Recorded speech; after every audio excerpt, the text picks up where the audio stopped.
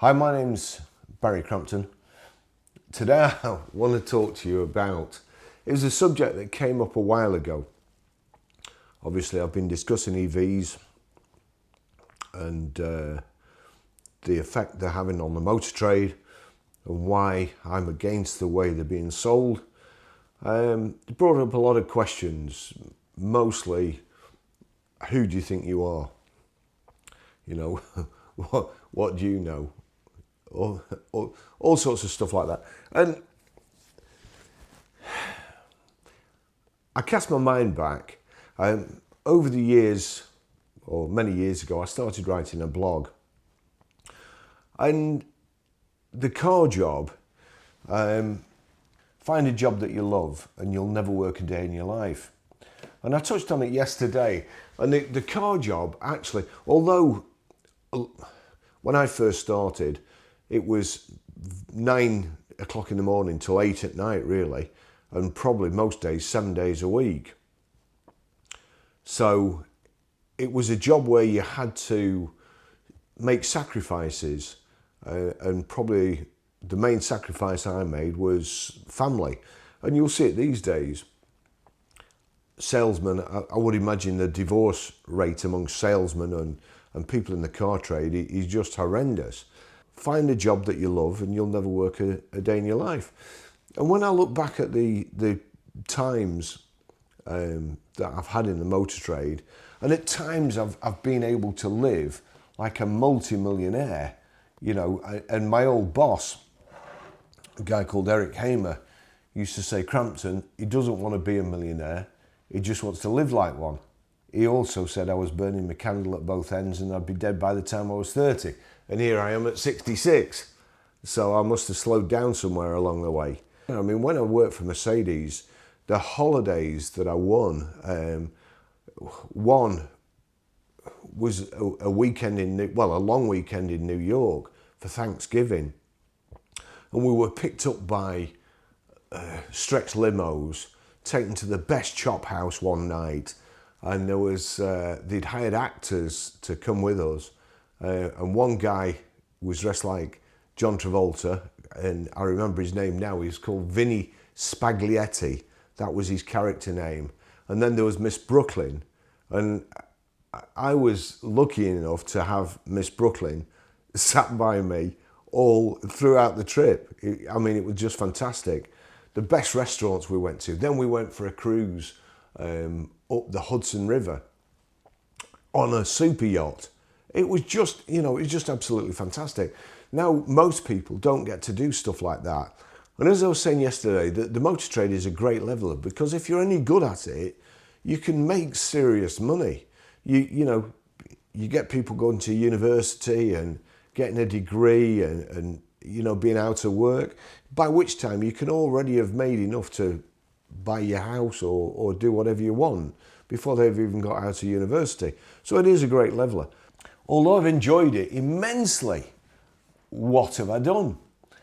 I actually used to, when I started working for myself, before that I was at Mercedes-Benz, and my sales administrator always used to say to me, because I wasn't happy working there, I wasn't happy wearing a suit and I wasn't happy kind of being told what to do.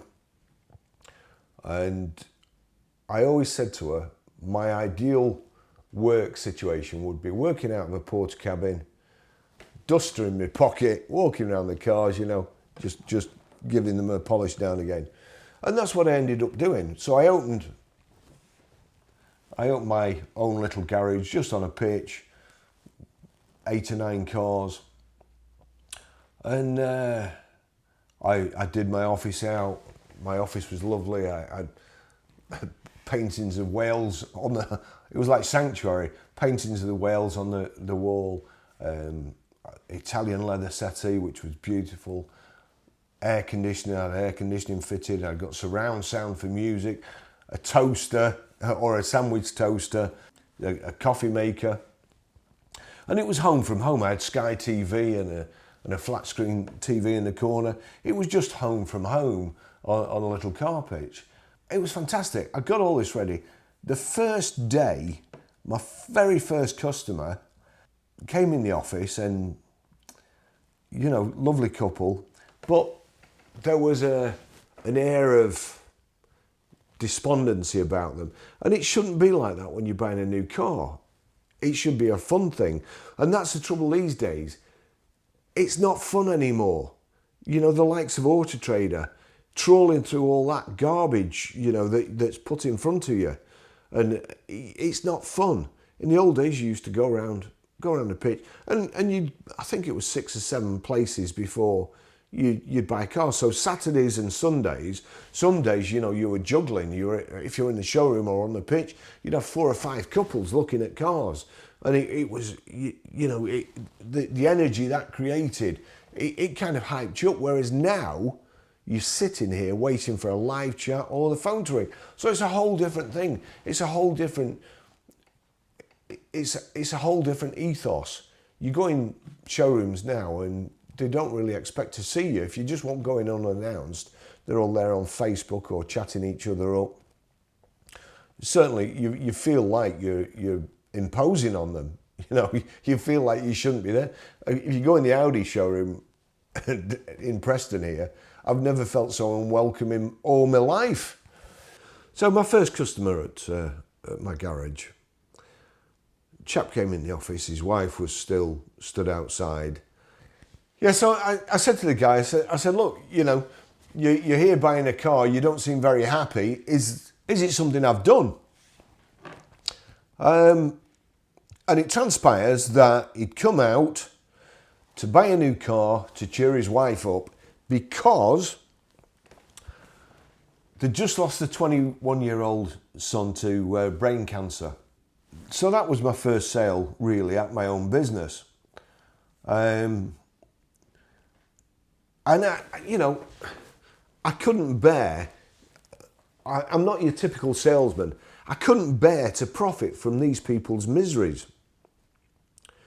So the profit I made, I worked it out and I donated it to charity. When times were good, I donated money. I don't want to meddle, by the way. I'm not. I don't want all those e-visuals to suddenly think, oh, Baz isn't so bad after all then, and go easy on me. I'm not looking for that. Have I done any good in the motor trade? That's the thing that's haunted me, because I wrote this Wednesday the 31st of October 2012. Already I was kind of becoming aware about the ICE car situation and pollution and what I myself could do about it. So, there's all sorts of other things.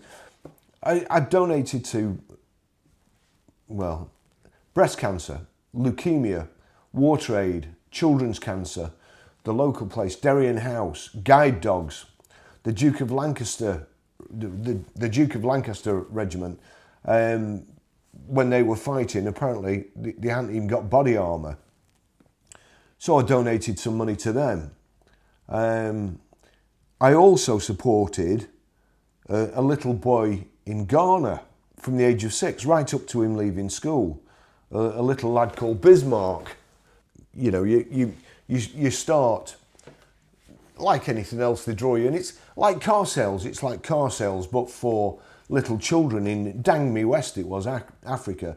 Car sales, you sell somebody the car, and then you try and sell them a warranty, and you sell them minor collision damage, alloy wheels, and it's all that. So they send you a picture of a cute little lad, and then the next thing is, you know, the village is short of school books, we're building a new school, we need desks, we need chairs, goats, I think, at one stage. And as and when I don't want to be a millionaire.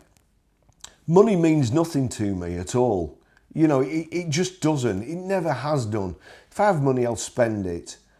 I supported this little lad right up to the time of him leaving school.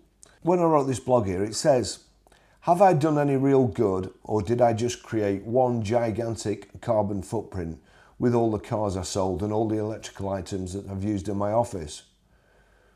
But the thing is, every time I try and do something good, it kind of backfires. When I was a kid, I used to dread Christmas because I knew what was going to happen. Me and my sister, we'd get our presents, we'd get our new presents, we'd open our presents, and then all the stuff that we had before, my dad would parcel up, and then we'd go to the local children's hospital, and then we'd give the people at the children's hospital our old toys. Now, when you're young, of course, you don't realise, but as you're getting a bit older and you've grown accustomed to things and you like things, I used to hide my stuff so my dad couldn't get it and you know, give it to these children that were worse off than ourselves. One thing in particular was I had a pedal car, and I loved this pedal car. We used to live in a close, and my mum used to know where I was at which friends because I used to park my pedal car at the side, get out my pedal car, go and see my friends, you know, like a kind of a little old man. It was my favourite toy. Even though I was too big for it, I couldn't get it in anymore, I still didn't want to give it away. Now, I always said what I should have done was, you know, I was in the motor trade there and then. I didn't want to give it away. I didn't want somebody else to have it. I wanted to keep it myself. So I should have put a price board in it. I should have started there and then, put price board in it and sold it, and then perhaps got a bigger car. Years and years later, I was working at Mercedes-Benz. And one surefire way, when you're selling a car, the idea is, do you want a cup of coffee? Yes. So you get them the hottest cup of coffee that you can possibly get. You know, it's piping hot, so they can't drink it. It's too hot to drink. And basically, you've then got them. That's the idea. You get there's all these little tricks that car salesmen do that they think are clever. And, you know, to make sure customers stay. There's a pendle system where, you know, there's stories of throwing keys on the roof so the customer couldn't go, parking a car behind their part exchange. Oh, I'm sorry, the mechanic's gone out and he's got the keys in his pocket. Come in the office, I'll make you a brew. You know, by the time the mechanic comes back, you've sold them a car. Used to take tax discs off, all sorts of stuff. Now, I found that really, really cheesy. You know, I found it underhanded and a dirty trick, almost like they're selling EVs now by telling you lies. But I had a great trick. Two things: children, I don't particularly like them. I think children are like elephants. I like elephants, but I don't want one of my own. Same with kids. Far too selfish. But when anybody came in the Mercedes garage with children, we had this range of electric cars. Children's electric cars. They were fantastic. I wish I was a child with these because, you know, there's me pedaling like crazy when I was a kid. The children of rich people these days, they drive around and they already had an electric car. Back then, the kids were driving electric cars. You know, no ice cars for them, they were electric. And a great way of, well, first of all, if you didn't sell an ICE car, if you didn't sell a Mercedes car, I used to sell electrics. I was already selling electric cars then, because the first thing I'd do is get the kid, because you didn't want them screaming, mummy, mummy, you know, daddy, you're trying to do a deal and the kid's there going, oh, I'm fed up, I want to go home. So you've got to occupy the kids. Get them, here's an electric car, Quentin Jr. You go drive around the showroom for a bit while I stitch your mum and dad up into a new Merc. And it was great. Now, you could also use it as a close. If you buy this car today, I'll chuck the electric car in for Tarquin Jr. And even if they said no, if they said you could guarantee They couldn't get the kid out of that car to get out of the showroom. The kid was, no, I don't want to go home. No, please, I don't want to go home. I want to drive this electric car around the Mercedes showroom. So it was fantastic. Anyway, I was promoted and I became sales manager. And I was driving around in Mercedes-Benz. I was going on fantastic holidays. One thing that does really upset me, I don't like to see children suffer. I don't like these programs where these water shortages and things like that. And when you're selling things, there's a lot of luck involved. You can just ring at the right time and get a sale. And this was shortly after Band-Aid. A lot of you won't remember Band-Aid, but one of my favourite records used to be Who's Gonna Drive You Home by the Cars. And this was the soundtrack to one of the most harrowing videos I've ever seen in my life. I can still remember it now. It's horrific, and the money that Band-Aid raised, and the good certainly they should have done. So a couple of years later, I found myself as sales manager. I'd answered the phone when I was a salesman to this lady from the Children's Hospice. She'd rung up every year just towards Christmas. They have a raffle and prizes that are donated. They raffle off and the money goes to the Children's Hospice. So she rang and asked if we could donate a prize. And I immediately thought of these electric cars because honestly, you can't get kids out of them. They're fantastic. So I said, just a minute, just let me put you on hold. And I run upstairs to ask my boss. So my boss used to really annoy me because he was basically in a kind of boys club, and if any of his mates wanted anything, or any of his mates asked for anything, oh yeah, and it would come off my advertising budget, my advertising budget. He was the DP, I was a sales manager, I've got an advertising budget. A percentage of all the cars I'd sold came out as house charges, which go into your advertising budget. And as I say, his mates, oh yeah, we'll do that, we'll sponsor that. And lending them cars to go and watch, lending them 7-seaters to go to watch the rugby, pretending it's a demonstration.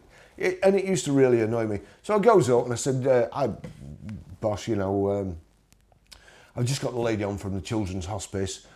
She's asking for a prize to donate for the children's Christmas raffle. And I thought about an electric car. And he said, no. I said, it's for children, it's for a great cause. No, I think we need to save the advertising budget. Okay, so goes downstairs, takes her off hold, and I says, yeah, I'll drop it off. I've got the exact thing for you. I'll drop it off. But don't give me any publicity. Just raffle it off. I don't want any thanks. I don't want any publicity. I don't want any letters. So then I went straight to the parts department, and whenever you put a demo, a PDI, you put what you want on it. And the guy in the parts department, really, really good guy, Paul. And I told Paul was a nice lad, his dad, lovely, he worked there as well. And I said, look, Paul, I want to give this, I'm just trying to remember what we called the boss. But anyway, so I said, I've had a children's hospice on, I want to give them an electric car. Sorry, the boss says no, I want to hide it. Can you book it onto my demonstrator, and then I'll pay. I'll buy it. I'll pay for it as soon as we get it. So I delivered the car to the Children's Hospice, and about 2 weeks later, it's all quiet, all hush. I told them I didn't want any publicity yet again. 2 weeks later, my boss comes to the door of my office and he's got a magazine. Do you mind telling me what this is? This is a full page. This electric Mercedes brought such and such a thing for the children's charity, kindly donated by us, when my boss had said no.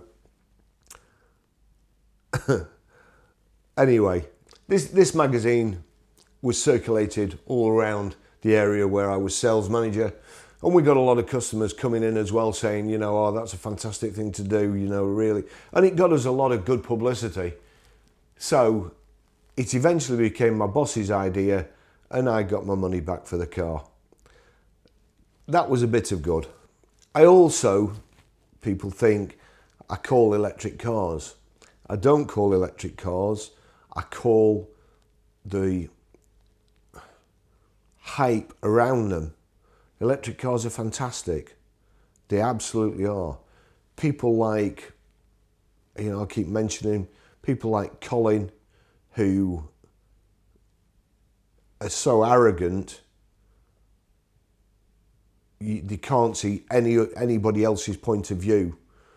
They think they know better than Volkswagen, Nissan, BMW, Mercedes, Bentley today have pushed back their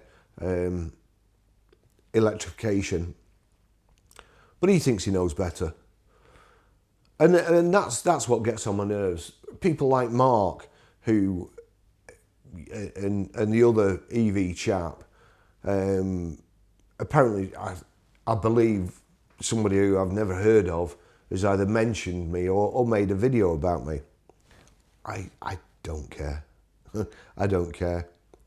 If you think I'm lying, you know, if you think that I can get somebody to produce a story in a magazine or information and then use it, like Miliband, hey, get independent advice on something that he's published himself. You know, that's not me. Electric vehicles. I've got a Citroen Ami. As soon as I saw it, I thought that'll be ideal for me. And it is. It's absolutely fantastic. I've mentioned it before. It's that everybody should have one. Everybody should have a Citroen Ami for doing the local journeys. It costs about £1.50 a week for me to run it. It's cheap to charge. And it costs £8,950, I think. If it lasts 2 years, it will have saved me the money on fuel that I would put in my Range Rover.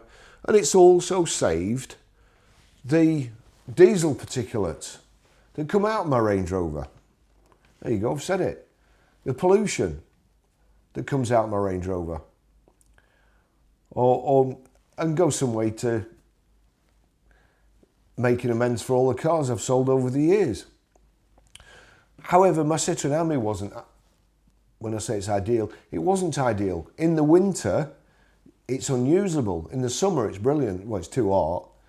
But in the winter, it's unusable because it steams up. If you get wet, it steams up. And Webasto, when I got it, I realised I would only be able to use it. You couldn't really use it. It was dangerous when it's wet because you can't see through the windows. And I got in touch with Webasto and explained to them the problem. And Webasto very kindly sent me a diesel heater. And since I've fitted it, you know, people going, oh, you fitted a diesel heater into an electric car. Huh, what an idiot. My diesel heater has got a 5-litre tank. I've been using it with my heater fitted for God knows how long. It's used about that much from the top of a 5-litre tank. My Range Rover would have used that much starting up.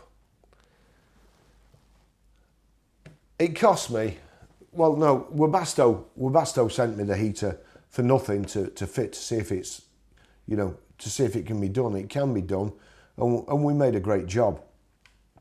And I can control the heater. I can even control the heater from my phone.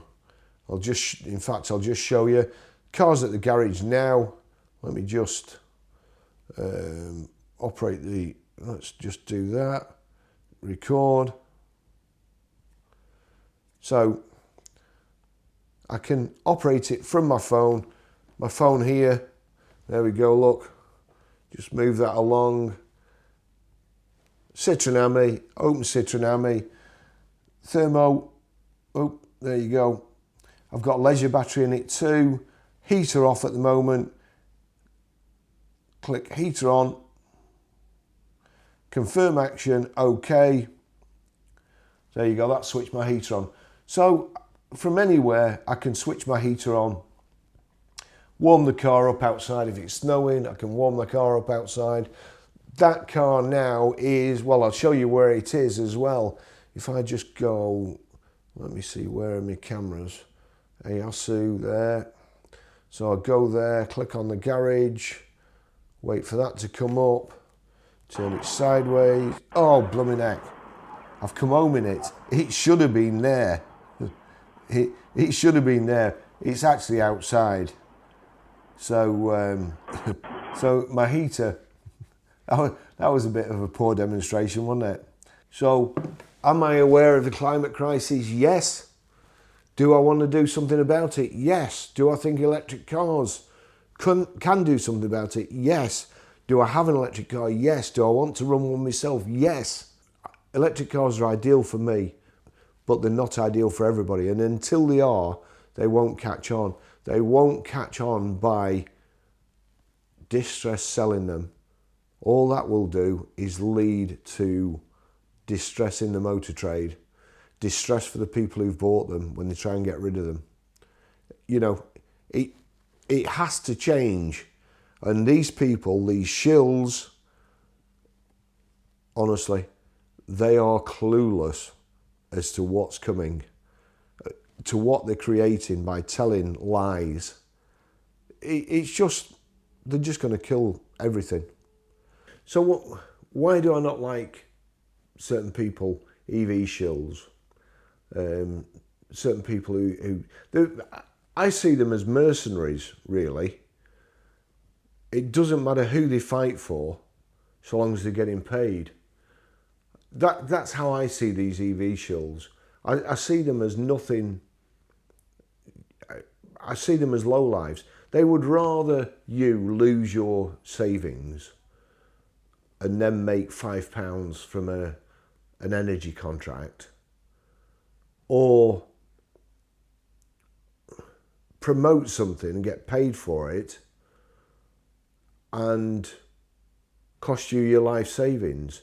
Tell you one thing that's totally untrue and lead you into buying something that's unsuitable for you. As you're a car salesman, you know, you'd do the same if you were in their position. Well, let me tell you, when I was at Mercedes-Benz, I hadn't long become sales manager, and the Mercedes SLK was launched. And I was sat in my office, and two guys came in,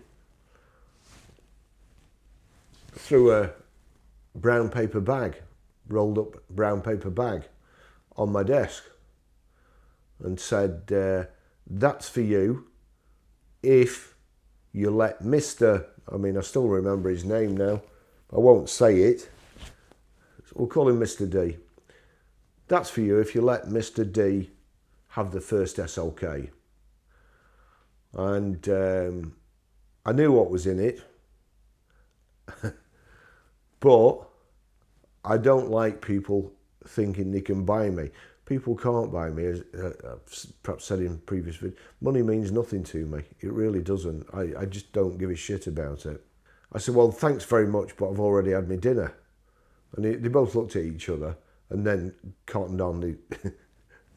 You know, they thought that I thought they'd brought me some McDonald's for my dinner. And he went, no, there's £10,000 in there in cash.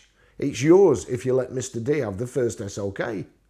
I thought, do I look like the type of person who can be bought. In all my years in the motor trade, the amount of bribes I've been offered for part exchanges. In fact, I'll do a blog about another incident.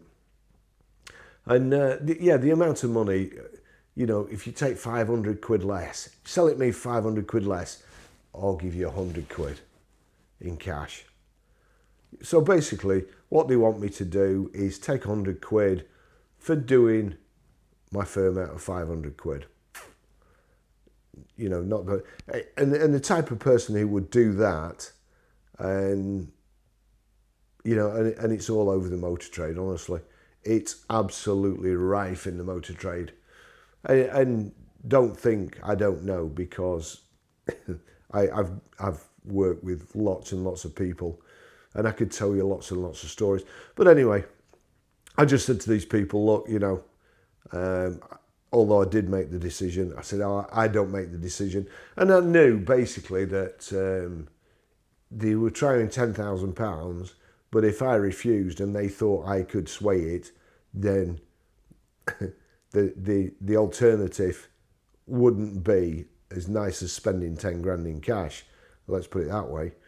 So I kind of said, look, you know, all the orders have already gone in. They've gone into a head office and they're assigned from there. I've got no say in it. So I'm awfully sorry, but no. And, you know, the funny thing is that my boss's best mate, he ended up getting the first one. How'd you work that out?